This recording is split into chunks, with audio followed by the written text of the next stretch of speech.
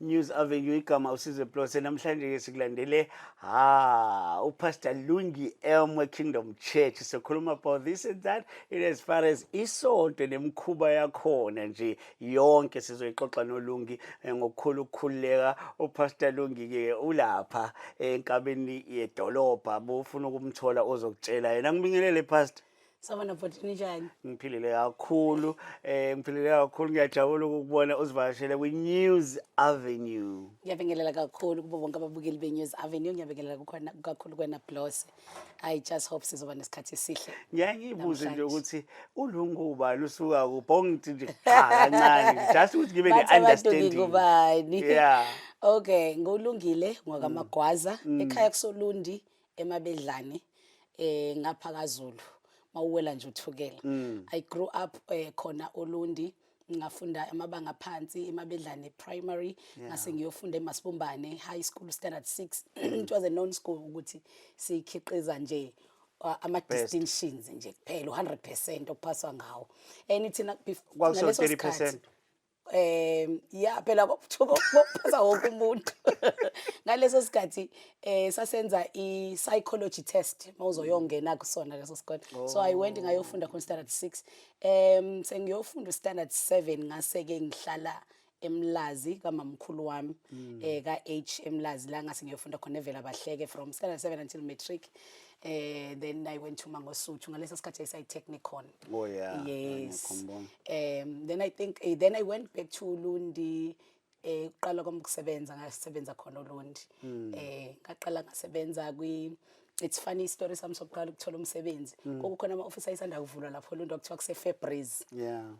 So ngangivele ngiswenke ngiphatha isikhwama fa ama CV yami ngiyofuna umsebenzi kodwa ngigraduate. Uyasebenza ngendlela ngendlela eqoqathi ngiyasebenza ngifaka iqox. So the other day ngivele ngiye kulama office asanda kuvula ngifike ngibone nanti oyebaleli imhlophe okuyibhunu bhunu. Yeah. Le igama le company oku Clarence de Vert. Yo. Yakonga ama quantity surveyors. So ngiyibone nje lenza itiye 7:30 yiko nje angry bakho ngakhuluma kakhulu isibhunu. Uyazi Africans ngayithola distinction ka matric. Imagine. So mangabe ngifika lapho ngithi kuye say why are you doing my job? And what job? Ngithi no, I'm supposed to be doing that for you because I'm your PA. I'm your secretary. Achaze. That's how I landed my job. My first job ever, I got 2.5. Yeah, then 2.5 2,500. This was what was that year? 2004. Like ngenyanga or ngeviki. Ngenyanga. Ukugibela kona. Ukugibela kona. Uthenga into zasekhaya. Yes. In fact, ngangihlala emqashweni ngoba ngangenzela ukusondelela emsebenzini. Ngangirenta kona, ngithenga ukudla kona, ngibela kona, ngithenga impahla zami kona. Yes. And it was possible. Ngokuba ne flea market lapho Ulundi ngesonto ntambama. So uyithola ishethi elisile ngo20 rand. Yeah. Yeah. Yazi Lungi Pastor Lungi let's fast forward. Ngifuna ukuyibamba la usungenelwa lelo bizo ke manje. In 1996 ngise Masibumbane nga-attend iSCM. Yeah. There was a guy uSiphamandla Ndlovu namhlanje Student Christian Movement. Student Christian Movement. Sakhumbula. Yabona? Eholo lesikole. So kwakuyi lunch. Yeah. Then he was preaching ngo John 10:10. I'm coming from a polygamous family. My father had 3 wives. You. And Nezancinza. He was on so top blessed. Of that. He was so blessed. Truly blessed. My mother was a first wife. And it was a staunch ancestral worship home. Baba mukholelwa kakhulu in ancestral worship. So kodwa ngasekhaya khona umakhelwane wethu wase Assemblies of God uGokhadebe. Wayesenza into ekwakuthi Sunday school kodwa sesenza ngomgqibelo. Yeah. So I grew up ngiya ku Sunday school kaGokhadebe kwamakhelwane. Njalo ngemgqibelo siyageza siyakhona. Bekuthi mawuneyinkonzo ezinkulu Assemblies of God leBi North sihambe siye khona einkonzweni zakhona ka yes. Uma ngabe ke I think lento yevangeli yangena kanjalo kumina because ekhaya uma wayisayona ugogo wami umluthela ngahamba ngayeluthela ngafunda iclass angigulanga.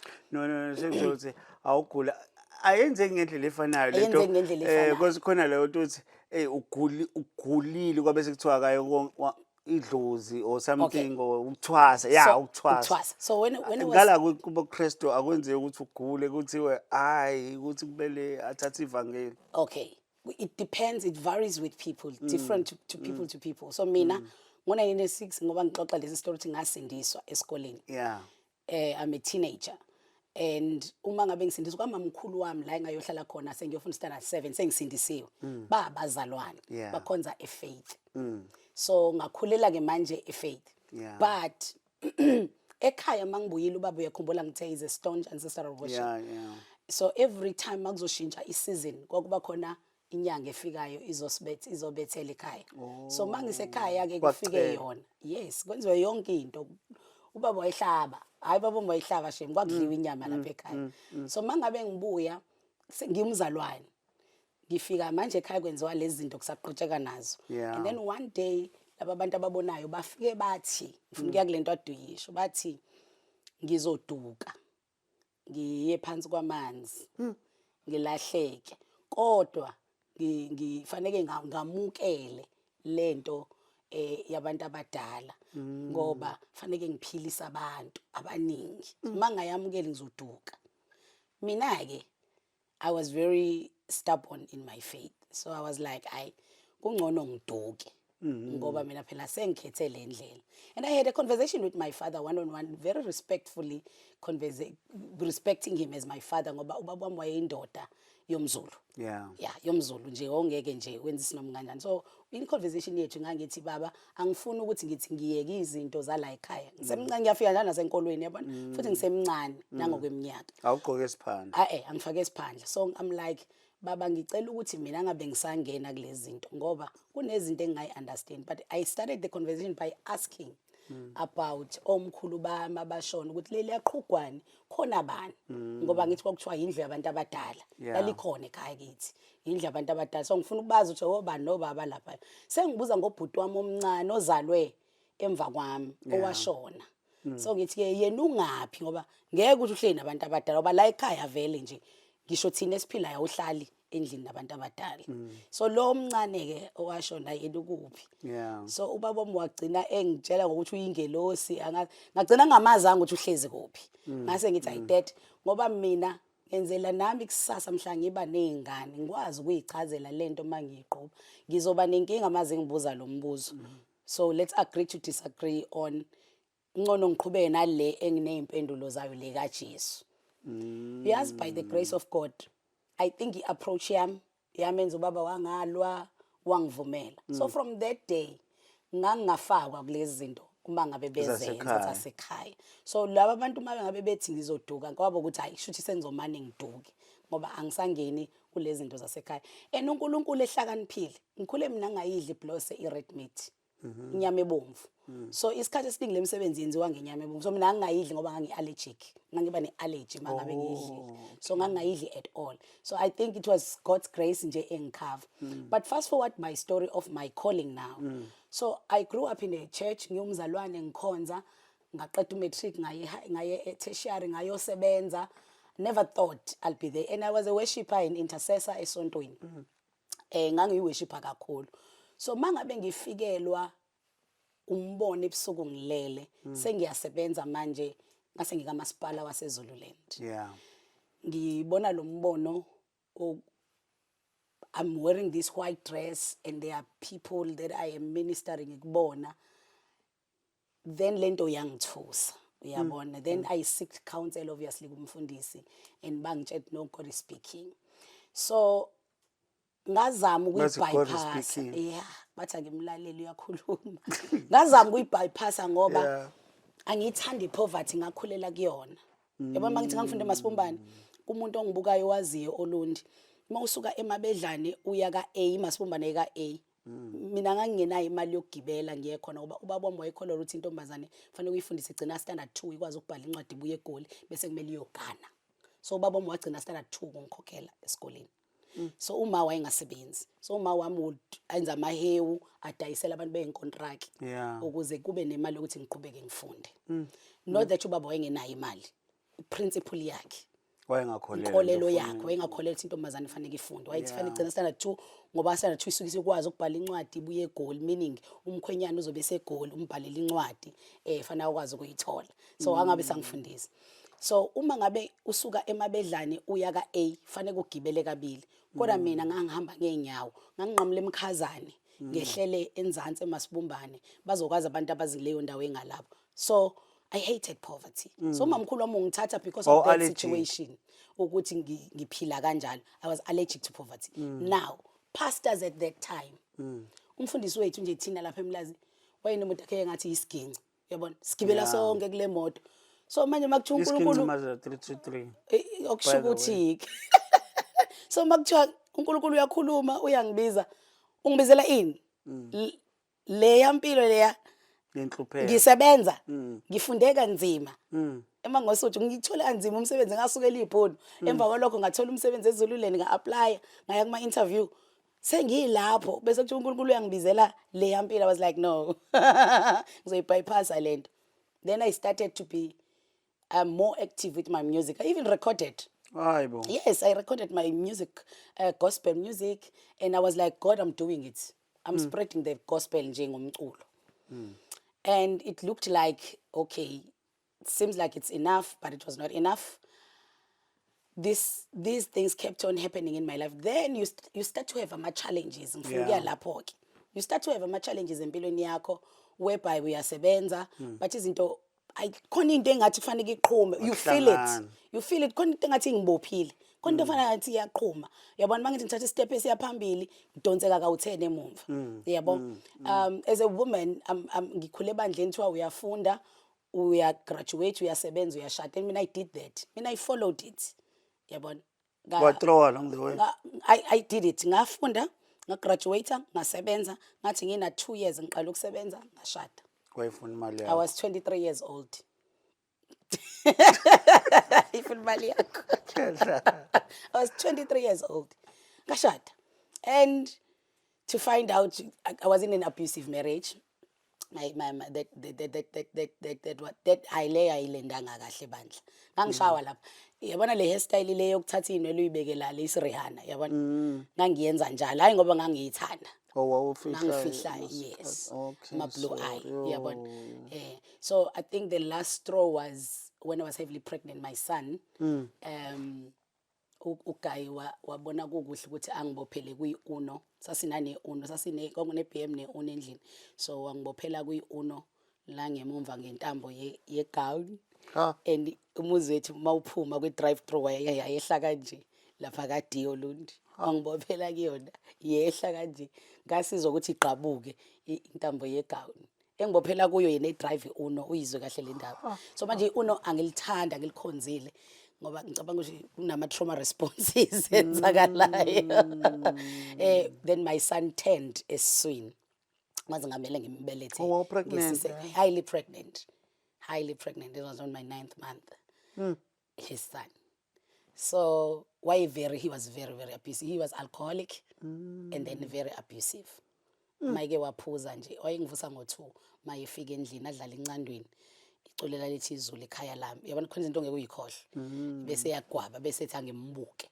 ngo-2 ngo-5 ngiyavuka Kadulele wena. mina yeah so I was in that situation and then trying to heal from that and move from that and now focusing on my life but all these episodes including that were the things that would make me go to God in fastings and prayer and ngifuna ukwazi ukuthi where did I go wrong because I tried to play by the book I tried to do everything I was told ukuthi yenziwa ngakhona so I'm supposed to be living a good life man why yenzeke kanjeni then as we continued with prayers and ngithola ke nama prophetic word and kwacaca ukuthi uNkulunkulu uyafuna ukuba ngimsebenzele then I did do that ngayenza something that was called Kingdom Life with Lungem because mina Kingdom Life which is the church that I lead today that vision the colors of the church the meaning ngawo the logo I was told in my vision God told me ukuthi what is this so I had God told you. yes God told me yes fanele bazi laba abantu baka CRL khona umama engingamuze ekhuluma with all due respect ethi uNkulunkulu uma uke wakutshela usokuhlanya. No. If you've never experienced God in your life, that's how you will say. Because it's the same thing I can say to her because I know her belief. And I told you I grew up in what family, so I understand her belief system. Ubabami wayevuka enza umsebenzi ngoba ebusuku utshelwe umkhulu uNqaba yembube ukuthi kumele enze umsebenzi. Umkhulu uNqaba yembube akasekho, but he believed usho njalo. Then bese yenziwa umsebenzi ekhaya. And then he believes ama breakthroughs akhe awathola emva kwalokho ingoba honorishe umkhulu uNqaba yembube ngoba ukhulume naye. But So in every belief bese ba practically ke ngalento ke bothi uNkulunkulu ukutshelile or kade uhleli noNkulunkulu wakutshela. Yes. Nami I see results njengoba nobaba moya wabona ama results. In every belief system you believe in the unseen world. So you believe in an unseen voice. You hear an unseen and unseen voice. Kanjani le uthi uhleli noNkulunkulu ngoba I believe ukuthi leyo nto ingafisa uNombani. But if akekho umuntu ongekafise because isineyinkinga, understand leyo nto. I think naye was very smart ukuthi angasho ukuthi uNkulunkulu uhlala lapha. Ukhona ukuthi uhlala ngoba abamasha yakho. Ngabekiwa kuwe. Ngqwaba, understand. Senjalo mina ukuthi this thing esure amakhola because nami ngicina sengi-envish ukuthi uNkulunkulu wami envy that person. uNkulunkulu why engasho ukuthi uvele wafika na kumina sahlala saxoxa just like that, just like you are saying yabona. Ngifuna ukuyithola because I also understand lo mama lapho uma khona, understand lento because I mean sonke siyazama ukuthi kuthi uNkulunkulu behleli nathi. I think kaze ngayeka ukusonta kaze ngabuya akahlali nami understand yabona. Okay, plus. Yeah. For me, where I differ with understand in a versa VU is because I've never seen you fake isiphandla, right? I've seen her. Abazivuma African gospel. Ngifuna ukushoke. Yabona nje bangangamona fake isiphandla. Kusho ukuthi there was something eyashiya ukuthi kuthiwe yenza ukuthi kusho ba unseen world. Oh, you mean yena akayenzanga lento voluntarily? Yes. Kodwa kwaba nento ethi akasenza. Yes, uyatshelwa ukuthi akekho umuntu ozenzela isiphandla voluntarily. Uyatshelwa ukuthi kumele wenze isiphandla. Kusho bani? Kusho abantu bakini. Awuzenzeli nje sona vele usuke nje wenza ibray wenza isiphandla. No, uyatshelwa ukuthi into ezokusiza la isiphandla, into ezokusiza la imbeleko what's not. Yabo? Now, ngifuna siyibuka ukuthi it is hypocritical to say you believe likhona abantu abakwazi ukukutshela lezo zinto abangeyasekho kodwa awufuni thina ukusikholwa masithi sizwe uNkulunkulu ngoba naye akabona njengoba nawe laba bengabona. So kune hypocrisy there. But let me come back to answer you now. For everyone who says I want to have an experience noNkulunkulu, uNkulunkulu ufuna ube ne relationship naye, personal relationship. We develop kanjani? Ufunda izwi likaNkulunkulu, which is the Bible that anyone can read. Then you start praying, abanye bathi meditations. Yeah. Then you will be able, because you unay inner voice kasizwe that you already know ukuthi yabo inner voice yakhe yakutshela izinto, your inner voice. Inside you there is also the voice of God that speaks to you. Iyona le ukuthi mangabe so develop a relationship bese uyakwazi ukuyihlukana leyo part khona ile part le oyichaza manje yabo cha ngiphindela yona. All right, I'm saying you as a person une inner voice yakho, okay? And inside kuba khona futhi ne voice kaNkulunkulu, futhi inside kuba khona ne voice kaSathane kumuntu. That is why like ingelosi mhlawumbe ngiphila nayo something. Yes, everyone has angels azalwe wanikezwa zona, yabo? But the voice of God is the Holy Spirit. Ziyangifeyila le ngelosi. Bayakutshela futhi. Sengizothi izona ezingifeyila. If ever ngifuna that thing ngiyafeyileka because ama results producer aproduceka ku Pastor Long. Yes. And then mina how do I deal with that thing again? Okay. Ngimthethise something. One ukuthi bayathethiswa ngithi laba abakuthiwa yithutha or something bafika nezimpepho ukuthi ndela ushinga senzeni kanti understand sengisho ngala iside lengelosi how do we deal because uNkulunkulu Ingelosi siyamsaba. vele uyayithethisa, ingelosi zakho uyayithuma, uyayicommanda. Do you wake up in the morning and speak to them and say, all angels that were assigned to me, namhlanje, wake up, don't be lazy. Because everyone uzalwe ney'ngelosi zakhe, wonke umuntu uzalwe ney'nkanyezi yakhe, wonke umuntu uzalwe waba ney'ngelosi zakhe. Uyabo? By God. And fanele ukuthi uyithumi, zingabi lazy. Omunye umuntu unaze ba-angels akhe kodwa lazy ahlale engenzi lutho because iy'ngelosi zithunywa wena. Your angels, you assign them. Should sometimes uba poor by choice. Is that what I mean? Because phela I don't want to say that think it will sound. Pastor ngizobuza mina ukuthi izingelosi zami ngidinga lokho Yeah. bezile zithule. Angisho, this is the thing I was saying to you, ukuthi unomoya ongcwele okhuluma nawe, right? It gives you ideas. News Avenue. This idea, you didn't just think. It's a God-given idea because this is how the Holy Spirit works. He sees the need. Yeah. Then he gives you an idea. Now, uma sengikunikile idea, Angikwazi ukuthi ngicabangele lento. akubona ukuthi wena vele wayicabangela. Ayikho into enjalo. Kufana nomuntu owenza into embi, akavelanga wayicabangela into embi. Usathane omnike that thought yokwenza into wrong. Okay? Usathane omnike that thought yokwenza into wrong. Into enhle uNkulunkulu okunike that thought yokwenza into enhle. Because la umbuso obumnyama lo, uhlala ufuna abantu benza izinto zobumnyama. La umbuso wokukhanya lo, ufuna wenza izinto zokukhanya, right? So now let's go back to News Avenue. This thought, it was God-given idea. The voice inside you spoke to you about it. Then you did it.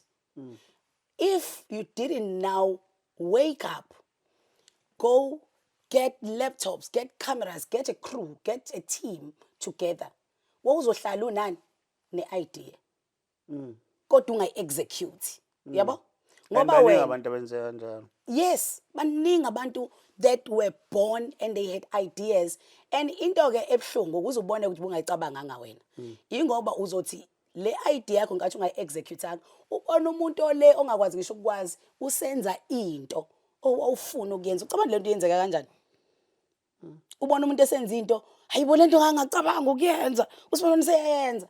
It because ngesikhathi ungayenzi, the same Holy Spirit spoke to another person uyena wasukuma wayenza. So uNkulunkulu uyakunika i-idea. Do you wake up and do it? You remember when I started, I shared ngamabomo istori sami sokuthola umsebenzi wami wokuqala.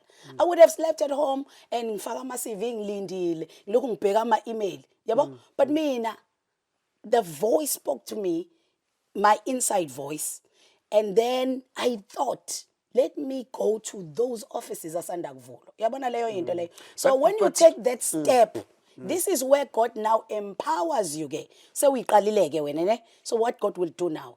God will go back to the heart of the kings are in the palm of the hands of the Lord, and he turneth them to any direction. Usothi wena masuyiqalile kuvele kusuke a business person. Athi, wow, I love this. Afuna lo muntu ngamthola kanjani? Azamthola uSizwe Plus. Is there anything that you need? USizwe Plus athi no, ngishoda ngokuthi. Then you get laba abantu sesithi thina ama sponsors. Awathola ungaqalanga lutho angithi. So when the first step you are given the idea, you execute it. That's how God works. He works with your willpower. Can you do what he has deposited in you? Yeah, yazi sisehleli naye uPastor Lungi Pastor Lungi umagwaza ko ufuna ukwazi unesonto lapha elibiza ngeKingdom Church. By the way, chaplain futhi. Yeah, provincial chaplain. Yes. Provincial chaplain uzosithi fahla ukuthi provincial chaplain kusho ukuthini wenzani. Understand that? And ngicabanga ukuthi kubalekile kakhulu Pastor Lungi. By the way, in News Avenue you can follow us, you can subscribe, you can do whatever ngala ma pages ethu akwi social media. Ngifuna ukuchecka one thing because into eshiwe iCRL I think kwesinye isikhathi isuka out of concern. Yes. That is why beqhamukeni indaba ya section 22 le bayibiza ngani spiritual transgressions lawa vamise ukuba khona bazama ukubuyisa bengiba understand, Yes. you'll shoot me down if I'm wrong, Yes. but bazama ukubuyisa isimo Isithunzi. samabandla, Isithunzi understand that, sebandla, yes. because mina ngam understand besho kanjalo. Yes. And then into eyayenzeke past bese ba realistic bozothi abantu abadla utshani, uthi abantu zobafunza upetrol, useyazi upetrol uyabulala, mengiphuza upetrol manje ngizofa, but lezi zinto zenzeka in the name of God said. Christianity and noNkulunkulu uthe, understand that. So eyimweni kanjalo because mina bengiba understand ukuthi basho njalo. Mhlawumbe ke yiko ngiyibuza naleyo ukuthi bese uthi uNkulunkulu uthe awudlali ngabantu yabo, hayi ngivuka ekseni ngahlala noNkulunkulu wathi, you understand, yiko ngithi mina umuntu onjalo sonke siyafisa ukuthi uNkulunkulu kwethu ehlale na, but overall iconcern lento ukuthi ama Christian asebehave ngendlela errong manje, understand, and kuyenzeka siyabuka. So sithini ngezimo enjalo pastor? Plus angiqale ngithi wonke umuntu lento kaNkulunkulu ukuthi ukhulume nomuntu akakhulumi kuphela nabantu ababafundisi. uNkulunkulu ukhuluma nawo wonke umuntu one relationship naye. How do I tell Cultivate your ukuthi relationship. usefikileke man? Cultivate your relationship with him, right? It goes stages until uzugcina sewuyazi iphimbo lakhe. Nasengisho bonginike Obviously, example une-mentorship, pastor. Bonginika just i-example ukuthi uyabona manje bewenzeka Sekhuluma yena-ke lokho, makwenzakala lokho. usefikileke Sekhuluma yena. manje, usefikileke manje akibambe iqine, yabona I leyo. wouldn't give you one specific thing ngoba uNkulunkulu akakhulumi nathi ngendlela eyodwa sonke. But I'm saying cultivate your relationship noNkulunkulu. Bese ingakho kubalulekile ukuthi ube nebandla okhonza kulona ngoba yila ufanele ngabe uthola khona i-mentorship, although sazofika la ukuthi amabandla asenjani sazofika lapho. But ake sithi nje in a good society engakabi nalezi zinto seyingenile, you get a church job usho wakholela African gospel. That's a church, right? Yeah. And then lapha Serious one for that yes, serious particular one for that matter. Yes, just like Faith Mission la ngakholela khona. I'm not sure. Ngiyayazi leyo mpi ama Faith Mission aba gospel angiyikuyo. Angiyikuyo. So laphayana kunabantu abadala uyabona leyo omama bathandazayo, obaba bathandazayo nabefundisi. You get that mentorship, lo muntu okumentorishayo. Thina sasithi abakhokheli. Uyabona ube nomkhokheli wakho kuzothi uma kukhona into oyiphuphile noma kukhona into oyizwayo ingathi khona umuntu okhuluma nawe ubuze kuyena. Uyena ozobe seyakutshela, and it's biblical. uSamuel uma ngabe esethempelini ehleli laphayana uNkulunkulu lokho ekhuluma naye engazi itshetsheni uEli. Uyahamba uyakuEli uyabuza ukuthi Eli ngizwe ngathi uyangibiza uthi Eli no bengemina, hamba uyothi ngilapha Nkosi khuluma nami, because it was God speaking to him, but umfana wacabanga ukuthi umprofeti uEli lo ahleli naye la umfundisi wakhe. Uyayibona leyo yini usethi yena hayi no So average bengemina. person vele bayizicabanga kanjalo. Yes, that is why ngithi uNkulunkulu uyakhuluma nathi sonke, but you need mentorship so that you can be able to know it's his voice. So uSamuel lo engimxoxa engimshoyo i-mentorship yakhe kwakuEli. Uyasiyamtshela no uNkulunkulu ke lo thani ngilapha Nkosi, then uNkulunkulu wayesesho njalo athi Nkosi ngilapha ngikhuluma nami, then wayeseyakhuluma naye uNkulunkulu. Kanjalo nawe njengomzalwane uyikholwa nje ungayena umfundisi. That's how you grow your relationship noNkulunkulu, ube ne-mentorship, umuntu ozoyobuza kuye okhuleka nawe bese yakutshela ukuthi hayi yabona ke le ngendlela yenzaka ngayo, ngendlela oyixoxa ngayo bekuuNkulunkulu. Yes, esicultivatele ukuthi ngikwazi ukuzwa uNkulunkulu, so that mase sewulazi iphimbo likaNkulunkulu, ngithi sewuyalazi ke manje, mase ulazi sekulula ukuthi njalo maye ekhuluma nawe uzwe ukuthi hayi this was God. Yabo makukho into eyenzakalayo ubone ukuthi this lo ufuna ngikwenzele isibonelo ngayo. Uyabona so uyakwazi ukuthi this was God. Yes, akubi inhlanhla. Awukaze ngani inhlanhla sisho njalo. Akubi inhlanhla. So uyabona ukuthi bekuyisandla sikaNkulunkulu. Uthi kade udriver imoto i-accident uyibona nansi uyibamba imoto kodwa mawuphuma lapho uthi le moto ngibreake kanjani? Yenze kanjani lento? Then you say oh bekuyisandla sikaNkulunkulu. Hayi ukuthi bese ngafika isikhathi. Hayi bengafika. Cha, ngisho ukuthi Yes, that's what we say. That's what we say. Bese ngafika That's what isikhathi. people say. Yabona? But usuyakwazi ke wena ubona no bekuyisandla sikaNkulunkulu ngoba ngempela ngizame yonke into ngathi ngidrive. Kodwa nansi ingozi angingenanga kuyona. But angazi ngivele omunye athi ngivele ngathuka kwaphela konke. Ngabona ngoma kwamnyama ngangabona kodwa imoto ngiyibonisa imile. Then you say that was the hand of God. Bese kuthi those who believe in ancestral worship, they will say, idlozi lami. Oh. So i-conversation ke manje ngoba naye vele ichaze kakhulu ukuthi kade ngixoxa naye. When I pray, I'm communicating with him. Oh, okay. Then when I pray, it's an art. When I pray, ngiyathandaza bese ngiyamlinda. Angithi amen ngahambe. Plus, mawuqeda ukuthandaza uthi amen bese uyahamba. But uyadelay ukuphendula futhi it takes time. Ayikho into yokuthi uyaphuza ukuphendula uNkulunkulu. No, kusho njalo. uNkulunkulu Lungi mina njengoba sikule conversation I'm representing ama-masses. Yes. Ukuthi ama-masses Ngifuna ukuphendula wona ke mina. Yeah. Wona mawuqeda ukuthandaza ngimnikeza ithiphu futhi umuntu osibukayo. Mawuqeda ukuthandaza mlinde uNkulunkulu. For how long? Akuphendule kulento kade uyikhuluma kuye. Because umthandazo is a communication between you and your father. Now, do you go ubaba kufika uthi bese uyaphuma? No, uqeda nje mawuqeda ukusho njalo bese uyasukuma ehamba. No, uyahlala bese nobaba wakho enza njani? Eyakuphendula. So we must learn that ukuthi mangiyemthandazweni anginje ukuhambisa nje into. Ngiyohambisa yena faneke ehlise. Uyabona leyo nto angiphenduli. So you sit there and as you meditate, then he starts to answer you. Oh, uvele uNkulunkulu akuse in a certain scripture eBhayibhelini. Ngakho uma uthandaza iBhayibheli lakho fanele bese eduze kwakho. Uvele uthi mawuvula leso scripture sibe impendulo yalento kade uyithandazela.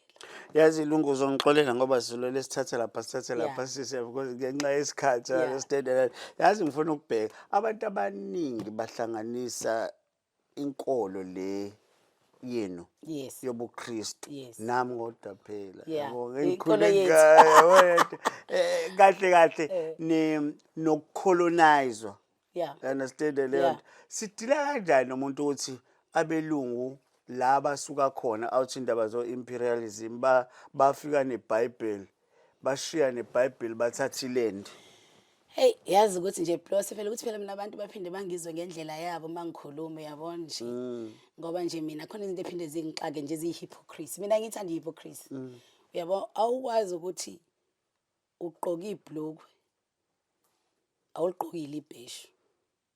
Ugqoka ibhlukwe neshirt awuligqokile ibheshu. Uyabona? Awunankinga yokuthi ugqoka ibhlukwe neshirt. Kodwa lafika nabelungu. Bese uba nenkinga neBhayibheli ukuthi lona lafika nabelungu. Ihypocrisy leyo. Uyabona?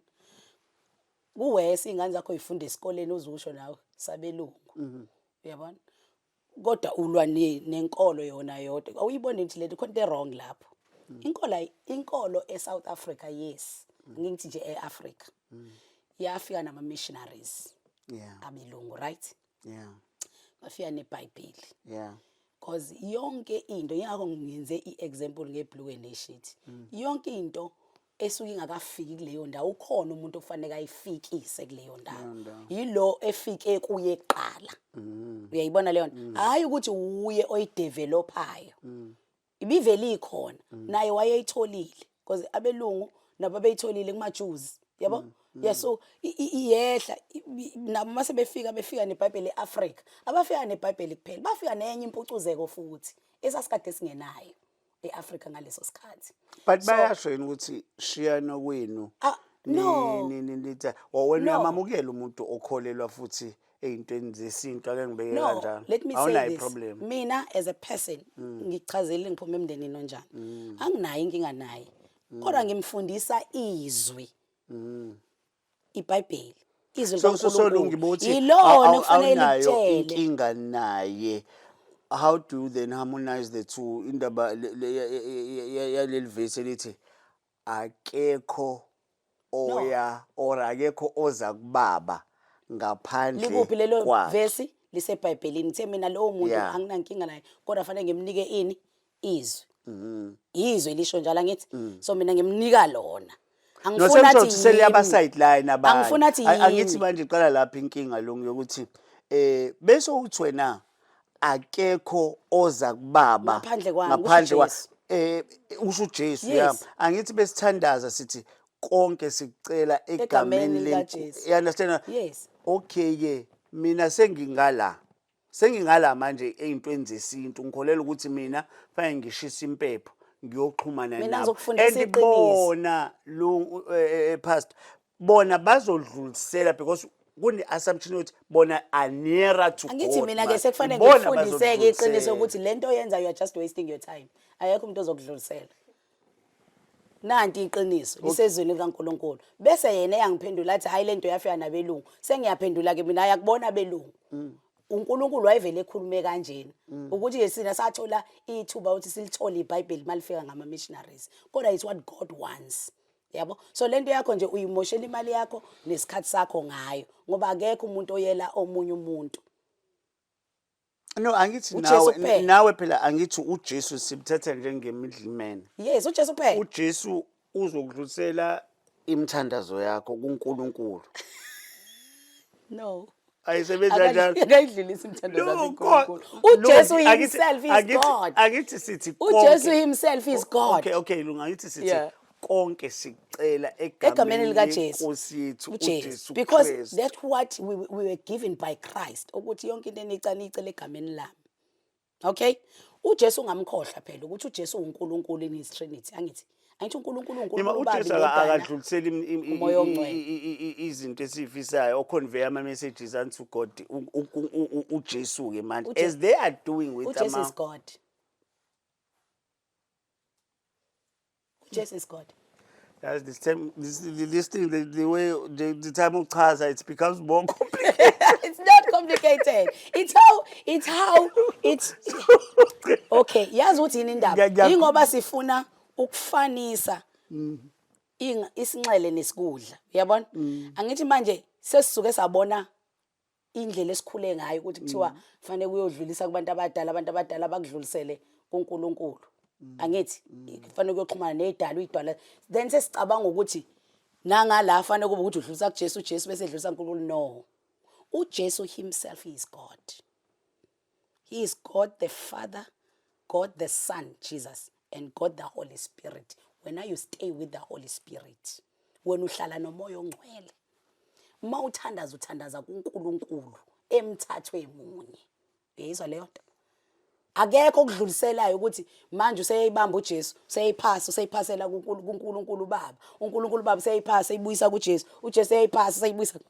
Ayibi kanjalo. Bathi akekho zakubaba ngaphandle kukaJesu kwakhe. because he meant you must accept that he is the Son of God, right?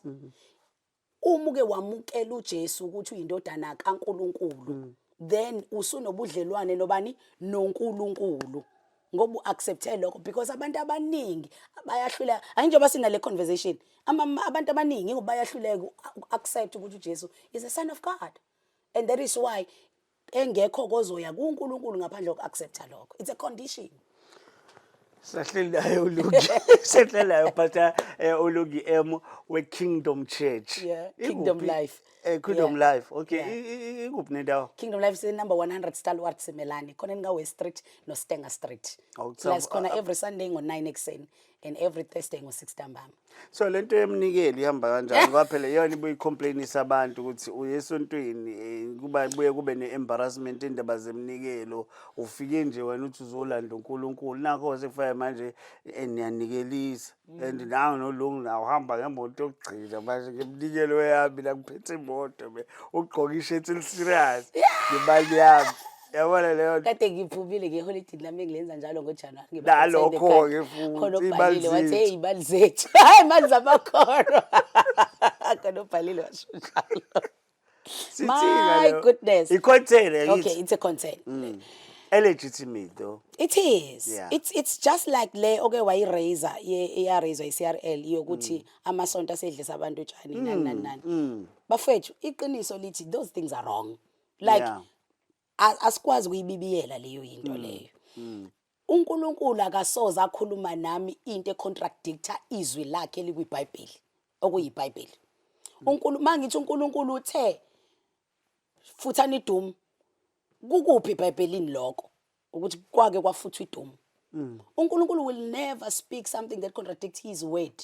That is why there are accounts in the Bible of the things that God has done so that we can see i-pattern yokuthi uNkulunkulu usebenza kanjani. uNkulunkulu akakwazi ukudala izilwane kuba zidle utshani. Athi kumuntu ukudala ngomfanekiso wakho ukuthi ubuse phezulu kwayo yonke into nalobu utshani. Bese wena futhi nalezi izilwane. Bese futhi wena uyolinganiswa nezilwane. Because ngesikhathi usiyodla utshani, sengikulinganisa nezilwane. Kanti uNkulunkulu uthe wena ubusa phezulu kwezilwane. So every time when God speaks, ngithi ke njengomfundisi or njengomprofeti or njengo whatever umvangeli or yini, bese uthi uNkulunkulu njengombishop, uNkulunkulu uthe asidleni utshani. We must check that according to scriptures. Ukuthi ngoba uNkulunkulu akasoza akhuluma into econtradictor izwi lakhe. Ngiyakuzwa but uNkulunkulu ethe abalele abafileyo abasenasabelo kwabaphilayo kusho izwi likaNkulunkulu lithi abafileyo abasenasabelo kwabaphilayo, lithi abalele abasomi abasalambi. Yayizwa leyo nto. Angikwazi futhi ukuthi ngiphinde ngithi uNkulunkulu uthe ubaba wami uJack we had a good relationship. Angikwazi washona. Angikwazi ukuthi ngithi uJack uNkulunkulu uthi angenze ilokhunjani uJack uyagodola.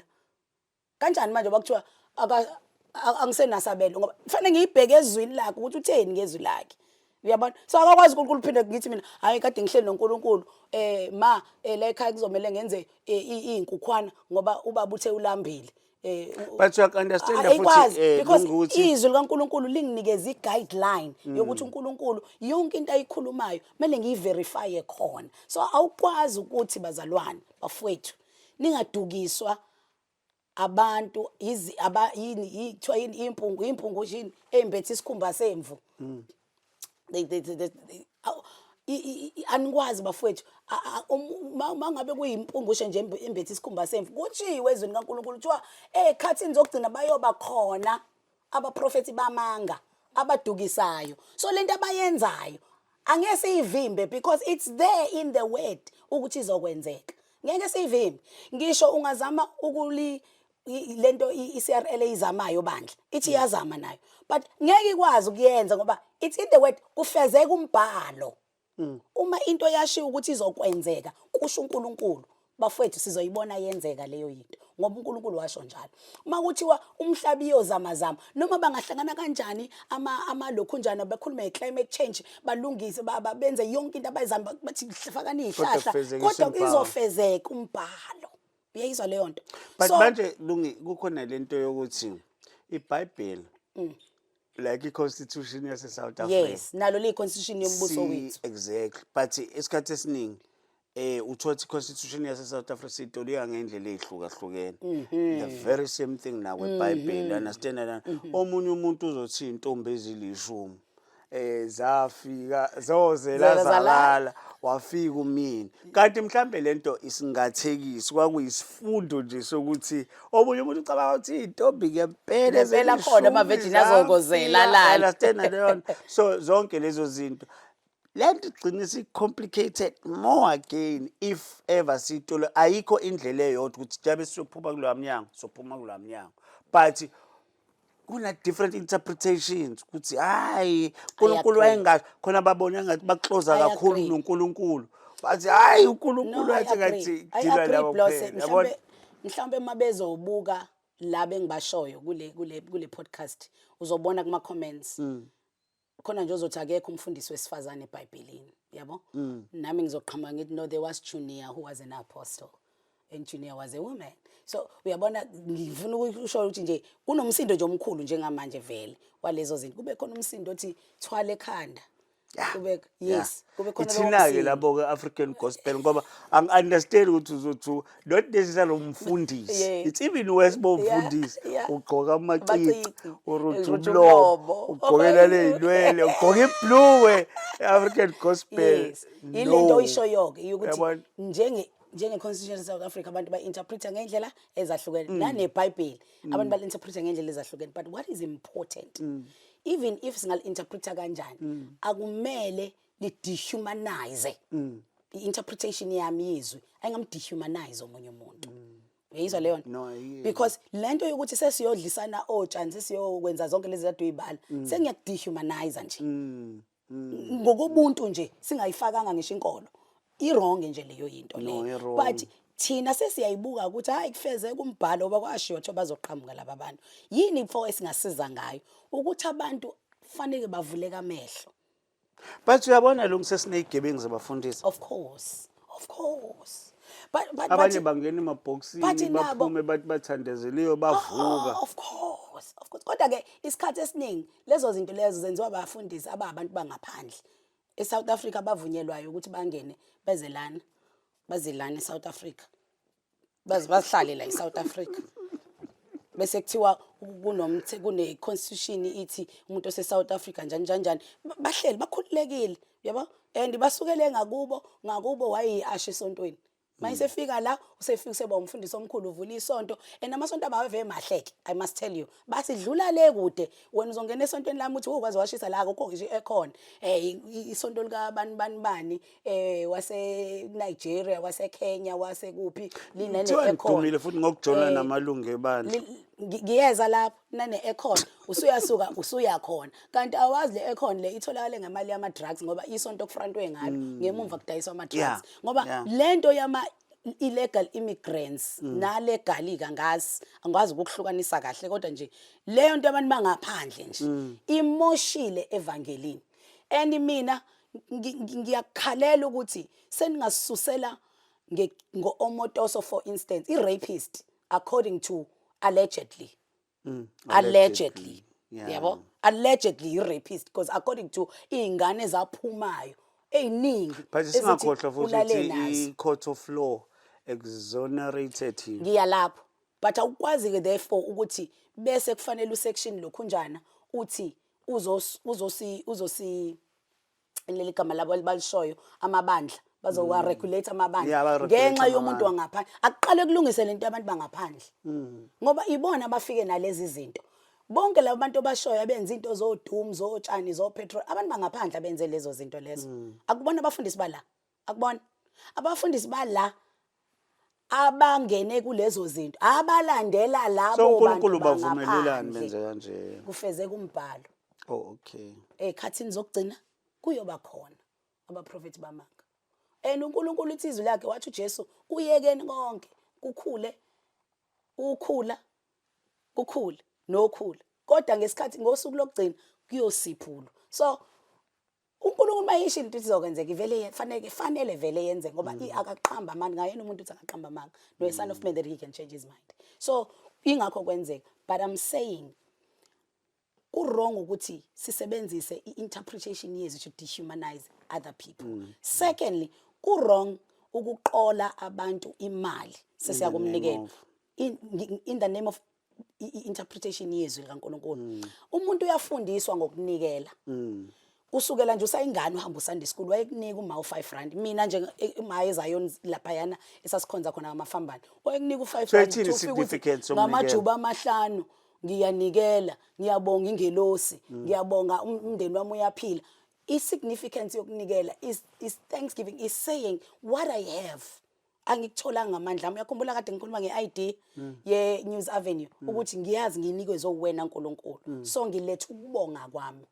and that must be a teaching that you teach it must be a teaching umuntu akwenze out of ngisho iBhayibheli liyasho lithi umuntu akanikele with a cheerful heart yabona God blesses the cheerful giver yabona so umuntu lize lithi umuntu akanqume enhlizweni yakhe akangaphoqwa ukuthi letha kube u50,000 akanqume enhlizweni yakhe because of how I value God mina what I have and what I but nina senama envelope sengiweni ibe na ukuthi hayi abantu abanikelayo khona abantu abahlaliswe endaweni ezithize ngiphakethe la I'm not talking about no ngiunderstand but napha sebehleli lapha bona abanikela kuzwakala yalastela abakhokho kweshumi akusa divide ibandla leli ukuthi Plus let me be honest ngino 13 years ngumfundisi webandla ngino 13 years so kusasekuseni kimi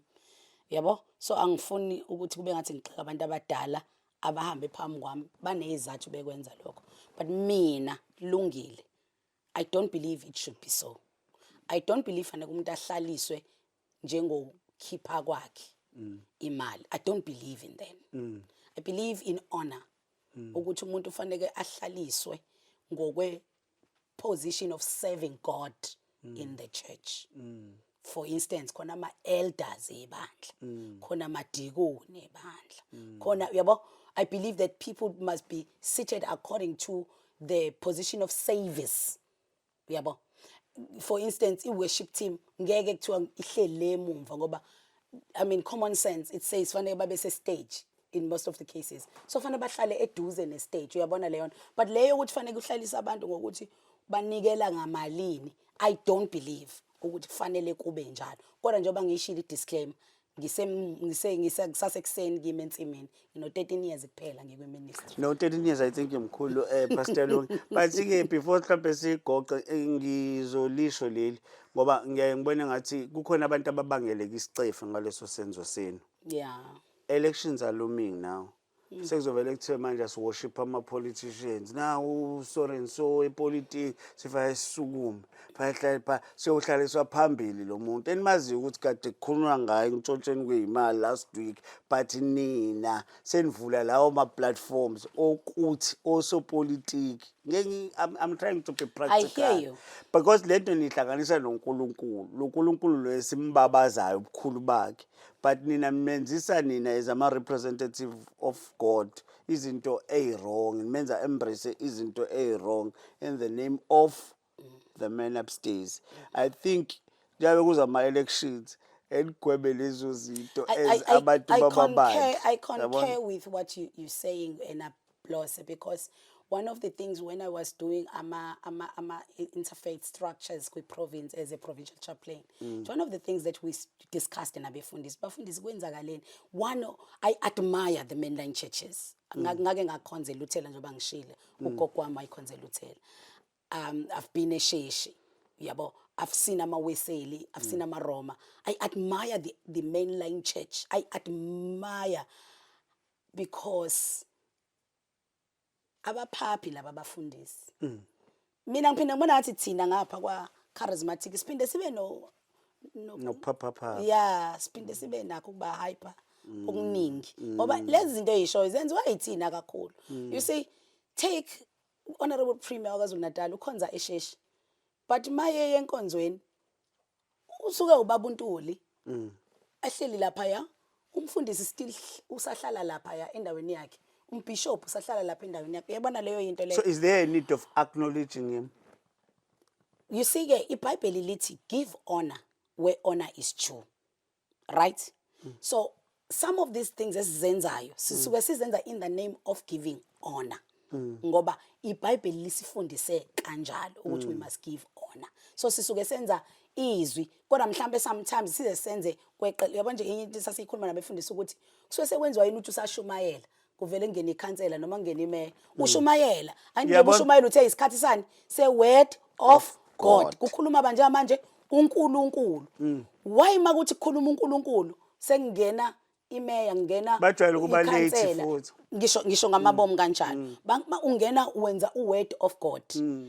Usuyawuye uNkulunkulu seyayeka ukukhuluma nathi ngoba sengene yena and njengoba ngena sekuthiwa usuzohletshelwa sekuthiwa manje ucela ukuthi abingelele bese yaphuthuma uyahamba kanti uzeleni la inkonzo akazela ngizokhonza. No, bafundisi bami mina ngicabanga ukuthi nje ake sibuyeleni ekuhlonipheni into kaNkulunkulu, isikhathi sikaNkulunkulu, indlu kaNkulunkulu, izwi kaNkulunkulu. I am one of those pastors who are graced ukuthi bayavakasha. Ngeke ngavakashelwa amaqembu mina epolitiki ahlukene before ama-elections lapha ebandleni. Before ama-elections. Before ama-elections. Now after ke ama-elections elilodwa labuya banako ukubuya bezokhonza nje. But this is what I observed. It depends also to mhlambe lalo qembu leli elithile lepolitiki ngifuna ukwasho ngamagama because khona iqembu mina bayafika bandla uthothi kufika uDeputy President wakhona kufike imeya yakuphi but bafika ngo9 ongenwa ngawo inkonzo bahlala inkonzo iziphele kuze kube yimi sometimes angibaningi ngisho ithuba hayi no sometimes most times ngoba sesine program unless kube ukuthi awusicela isibingelele usibani because maybe maybe you are just giving that honor, and sometimes they decline, yabo. But in most cases they come. okusuke kukuphapha kwenu. Yes, lento engishilo ukuthi thina sinako la kwi charismatic. Iyafana, hayi futhi ama politicians kuphela, nama celebrity. Iyafana, fika uDJ lapha esontweni, kume yonke into. So unika uDJ, omazi ukuthi izolo kade sentazingeni. Exactly. Yabo. So ngicabanga ukuthi Mina ngiyabona ukuthi nina abafundisi abasihloniphi thina esisuke emakhaya sathi siyofuna izwi likaNkuluNkulu. Yeah, ingakho Uyafika ngithi- laphana usuzitshela ukuthi I agree. now politician so No, I and so agree. ongadeliver. Ayikho ideliver I lapha agree. bazostela ngobuthi useless. I agree. Omunye kade ephume endabeni ngayizolo.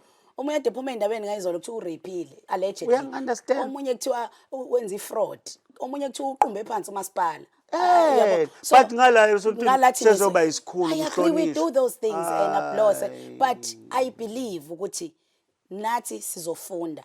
Nami njoba ngisho, siyafunda, siyakhula. Angithi nathi we are being perfected as abefundisi ngoba nathi singabantu bakaNkuluNkulu, we are being perfected by God. Siyafunda ukuthi lezi zinto zi wrong asingabe sazenza. Sizofunda sizoshintsha kuzona. Yeah, but yabona Ngiyakholwa ukuthi yabona manje abafundisi sekiwa bazokwenza njalo. Ngiyayazi kuma-elections lento mhlawumbe oyikhulumayo. fanele sifake ustop nje kuyeni emasontweni sithi sobona after ama-elections Ngoba bonke abantu sothi sali bazobuya labantu-ke emasontweni. ba-invite-ake-ke Mase ephendulile ama-elections ababesavela. abasekho phela manje bebevele bezonisebenzisa ukuthi bagene abantu laphana ngoba basuke bezokhampeyina kahle kahle. You understand that? I'm not saying mhlawumbe ningabavumeli kodwa it's boring. And iyanicasula nina njengabazalwane. Yeah, Mina and I'm taking that. I'm ibandla taking that. consists of I'm abantu taking that from different political parties. formations. Of course. Understand that? So manje wena bozuzothi angene iPAC, angene iANC, angene inkatha la. What about mina engi Freedom Front or Yeah, whatever? Understand that? So ngivalela ngaphandle because first and foremost le out lo wesuyiletha la angidingi mina empilweni yami nami ngiyakhampeyina. Namkhampeynela So abantu. I think lezi zinto nje amabandla kuzofanele ngempela. No, sizoyikhuluma ayilungise, nabefundisi, understand? sizoyilungisa. Mina nje ngiyayivuma ukuthi lento niyikhulumayo. I've also bayazi abafundisi besiba nabo kuwo wonke ama district. Besifike siyikhulumele izinto bafethu ake sibuyelene endaweni yethu. Ukuthi ke phela enye into Bloss nathi njengabefundisi sesasuke sangena ekuba befundisi beyikipa. Mhlambe yenye yezinto eyinkinga leyo ukuthi nathi sasuke sangena kakhulu ekube nabafundisi beyikipa. Uyabo? Such a way that sesisuke endaweni yokumela uNkulunkulu. Si end up sidlala ngabantu baNkulunkulu abaze bezofuna uNkulunkulu. But it's the things that we need to confront and we need to correct. Angixolise nje kubo bonke abantu abazizwa kanjalo emabandleni. Ngibaxolisele bonke abefundisi ukuthi senza kanjalo. And we now know better, so we will do better, I believe. Ngiyafisa ukuthi ngesikhathi esizayo ubuye sizokhuluma nje openly indaba yepolitiki nebandla ngoba vele ngiyazi ukuthi njengo ANC my understanding lapha eBloemfontein into yaqala ngakwebandla esontweni. which is beautiful, I understand, but manje uzobelwa umuntu ozokutshela akutshele ngeqembu lakhe esontweni safanele sikhulume ngesikhathi samanje ukuthi Yes. kusese right yini. Yes. Understand that? Angisho ukuthi I'm against Yeah. abantu bamabandla, mina ngiyimeli phakathi nendawo but ezinye zezinto engicaba ziyawukhubaza umoya ngizothi mina ngiyi UDM Yeah. but sekhona manje umuntu weMK ANC or IFP Yeah. sezongitshela uzoveza iqembu la. No, sesikhulume kakhulu lokho. Lo ufuna ukucheck something into oyithandayo nongayithandi. Uyasithola isikhathi kodwa se-family. I do. You know, I try to do my plate. I have a lot in my plate, but I do try to ukuplana impilo yami. So at least ngiyazi ukuthi ingane zami we've spoken. How many okay. kids? Okay, 2. The firstborn is married. Ayibo. Yes. So sengina 3 ngenxa ka my son. Because the firstborn is the girl, she's married, and then the lastborn is the boy. Wow. Uyena engihleli naye uka grade 12 kulo nyaka. Wow. Uyangishiya naye next year. So what we normally do ukuthi siba nesikhathi ukuthi kule nyanga sizoba nesikhathi we take a vacation just to be sodwa, yabo. but ke ngiyambonga uNkulunkulu my children understands umsebenzi wobizo lwami and they are very supportive kuwona, are very very hands on nabo ukungilekelela la bangalekelela khona bekhonza uNkulunkulu nabo, but besakhula babe nayo into yokucomplaina ukuthi I don't get manje their time. sogcina umtholile umuntu or you are still struggling? I've never struggled ngomuntu. I've been so blessed in my Is life. it? I've never struggled ngomuntu, yes. Ngiyayeka phinde qhamuke ngiphinde uyabona. Yeah, ubamba lapha nalapha. Ngumuntu ka permanent. Njengoba ngisho ukuthi ngashada ngina 23 nga divorce. Ngaphinde ngashada futhi. Awu, Ngaphinde ngashada. wathola i-chance esibili? Yes, ngaphinde ngashada. Awunonkulunkulu ophilayo. Ngaphinde Khona ngashada. basafuna Hayi ukuqala. angibi sematohweni. Ngitoho nje No ngibamba. place. Do you pray for umuntu? Yeah, I didn't. I won't lie, I didn't. But I think I have learned that maybe I have to. I didn't because they ever exaggerate le nto yokuthi thandaza umuntu umbonisiwe. They over exaggerate. I mean is exaggeration phinde zingixake uyabona. Yeah. So ngathi no, I will use my common sense yabo. Yabo nje lo wesibili kwaba ukuthi nje okay angimfuni umuntu ophuzayo ngoba sengine experience yokuthi Wagabheka kanjalo. ngalimali yabo, so yena wayengaphuzi ke, so ngangichoose based on sengizothika kanje manje ngoba i-experience yami it, so sengizoba nebox ethi okay akangabe umuntu ophuzayo, kube umuntu okholwayo, Yeah. akabe umuntu yabo Owazanayo noThixo. nalowa wayekholwa kodwa ngazi kwakwenzakaleni, so la ngaphinda ngazama ke kwaba ukuthi okay naye-ke ngoba lo kwase ukuthi ngumfundisi, ngase ngumfundisi, nashada sengumfundisi nginebandla lineminyaka emibili. Ngoba ukuthi okay akungaphela umuntu uyathula nje akenzi lutho naye, so kwaba umuntu owayeshumayela yabo. Ayi manje sengiyishintshileyo ke leyo nto leyo, ayi ke i-wrong kwaleyo ke kwale i-wrong ayi i-wrong, so ukuthi umuntu oshumayelayo ayi ngaba namasonto awu-2 esontweni elilodwa kukhona ibandla lakhe nelami, hayi yebo lento leyisebenzi lento oshumayelayo yabo nje manje hayi sengayithi leyo nto leyo ayisebenzi yabo. Ngathi nje okay akungabe umuntu who's good looking phela mawumfundisi uyazi ukuthi abantu angithi njenge role model, so abantu abazali bayayithanda into oyithandayo yabo. Mina nje abazalwane bami ufika nje mawuyintombazane nje uyigqokela iteki lakho, after 2 weeks ususugqoka ihili.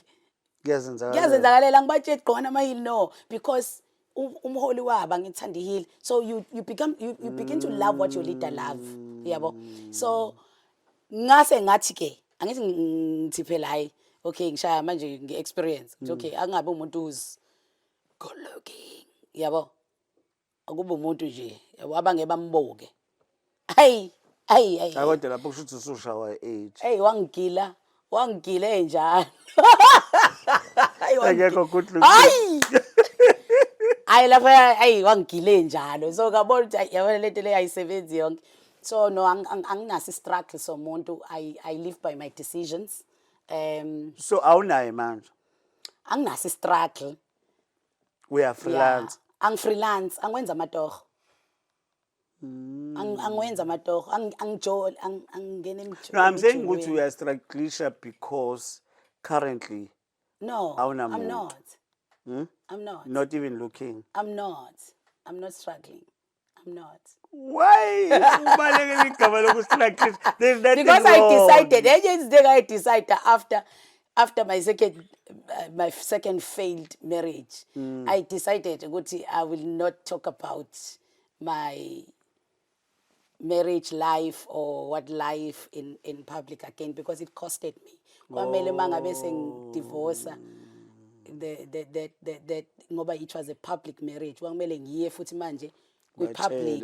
Yes, because mina engangenze lokho. So I owed the public to tell them, yabo. So young costa kakhulu. So I made a decision that I do no longer speak about that. So ungasushade nini? Ngase ngishade nini? Ya kulo khona. Ngishade Sengisho ukuthi ngishade futhi. There's nothing wrong. You still No ngisho young. ukuthi ngimshade kanjani lokhu kwe-public. Noma ngayiphi indlela sengisho ukuthi kodwa ayathina ama-plans akhona ama-plans akhona aya towards that direction. Which direction? Yokuthi phela ngeke phela ube umfundisi ongashadile. Why would umfundisi ongashadile? You know what I get. Why would you not? kusho wena ubala umlando wakho I just said to you, I just decided that I will not speak about that part of my life in public again. Okay, but I'm wishing you all the best.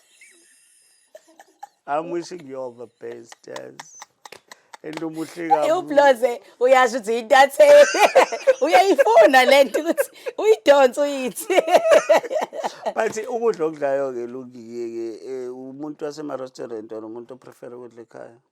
Both. I do Both. because of I do both because of my work also. Ngihlezi ngibusy ngihlezi ngingekho sometimes, but I love a nice home cooked meal. Yeah. Katho ANC NFP. Which one do you prefer? I prefer IFP, NFP, ANC. ngakhula ngiye emandleni Olundi. Olundi. Sohlangabeza umntwana. Ekhaya we were staunch IFP. Yeah, I remember. And then kwase kuba khona neqembu lasekhaya uNtu wami started a political party NFP. Uzalelwa kaMagwaza. Yes. Oh, okay. That's my aunt. So is kuba it? khona iqembu lasekhaya. Why ungathathi over Pogo NFP? I can see that vibe where I think they're suffering from leadership ineptitude. Yeah. Then I went to eThekwini. I was then exposed to ANC. Oh, Yabo? okay. So ngase ngiyawazi wonke amaqembu. Then I have friends who just manje abangani bami, they are exposing me now, abafundisi abathile bagcwele lapha ku MK. So I know all political parties. I stay eMhlanga, ikhansela lami li DA. I know all political parties. I've seen them. But ngumntwana kaNkulunkulu osindisiwe. Kodwa mina ngumntwana kaNkulunkulu osindisiwe ngumfundisi. Then Kaizer Chiefs Pirates. Ngakhula ngithanda uJerry Skhosana, because wayeshaya amagoli ngisho ngangithanda le yanto yakhe ukuthi akahluleki. Ipenalty uyayidala ngisho ingekho ukuze iPirates win. I love that. I love winning. Yabo? So I loved that. Yeah, but umuntu ke waba nobudlelwane nabantu ezikamtawunge, yabo? Uthola ukuthi ngumZulu nawo amaZulu wangakithi, yabo? But mina ngumfundisi. So kulula ukushintsha kwena. No, ngumfundisi. Senzo kulula ukushintsha kwena. I'm exposed. You can be Paris today, kusasa ube chief just like that. No, never. I'm exposed to all. I'm exposed to all. Look, asibeka kakhulu ukuthi ngumfundisi ngizothi mina ngiyiPirates. Ngilahlekelwa amakhono ama Kaizer Chiefs esontweni, because I will never do that. I will never do that. Ngizothi mina hayi ngile political party ngilahlekelwa abantu bangaka uNkulunkulu abalethe kimi bathi hayi ke sisamuza umfundisi wethu kanti even ema restaurant usuzothi two. Usuzothi both kuma restaurant nobudla ekhaya usuzothi both. Okay, istambu lo birayi. Ngidla both mina. Like ngiserious mangithi iminqa yomsebenzi wami ngizithola isikhathi esiningi ngingekho ekhaya, uyabo? So ngizolamba ngizodla e-restaurant, angithi yabo, ngoba ngihlale ngingekho ekhaya, but ngiyakuthanda ukudla kwasekhaya. And my daughter is a good cook.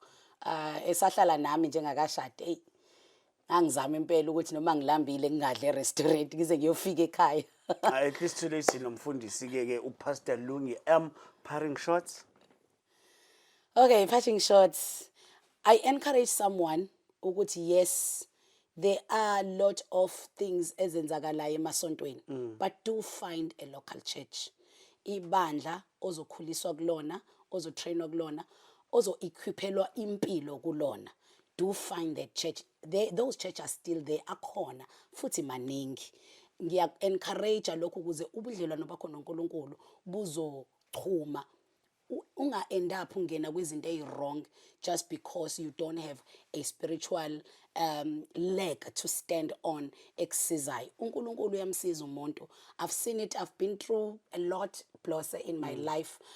Some people nanamhlanje basanga uma umuntu efuna ungidelela ngama experiences empilo yami. umuntu nje mafuna ungidela ama experiences izinto engidlule kuzona, but akusangithunuki because my relationship with God ngayicultivate ngalendlela yokuthi I've seen the goodness side in all these things. I believe ukuthi izinto edlula kuzona sometimes they are just a setup kaNkulunkulu because sifuna ukukuwelisela endaweni ethile. If you were still there la wawukhona ngaba yikho iNews Avenue today.